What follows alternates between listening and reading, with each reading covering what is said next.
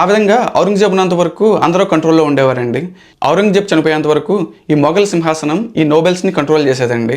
But ఎప్పుడైతే 1707లో ఔరంగజేబ్ చనిపోయాడో ఈ nobles సింహాసనాన్ని కంట్రోల్ చేయడం మొదలెట్టారనమాట. ఆ విధంగా 1707లో ఔరంగజేబ్ చనిపోయిన తర్వాత బహదూర్ షా 1707 నుంచి 1712 దాకా, జహందర్ షా 1712 నుంచి 1713 దాకా, ఫరూక్ సయ్యర్ 1713 నుంచి 1719 దాకా, ఆ విధంగా వీక్ సక్సెసెస్ అయిన ఈ మొఘల్ రూలర్స్ చాలా తక్కువ కాలం పరిపాలించడం జరిగిందనమాట. సయ్యద్ బ్రదర్స్ అని హిందుస్థానీ వర్గానికి చెందిన ఇండియన్ ముస్లిమ్స్ ఇతన్ని అసాసినేట్ చేసి మహమ్మద్ షాని ఆ బాద్షా కింద నియమించడం జరిగిందనమాట.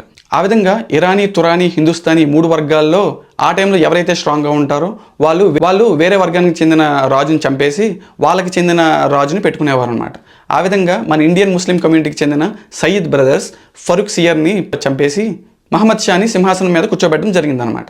మనకున్న ముస్లిం ఫ్రెండ్స్లో ఎవరైనా సయ్యద్ అని పేరు ఉంటే ఆ పేరు వీళ్ళ దగ్గర నుంచే వచ్చిందండి.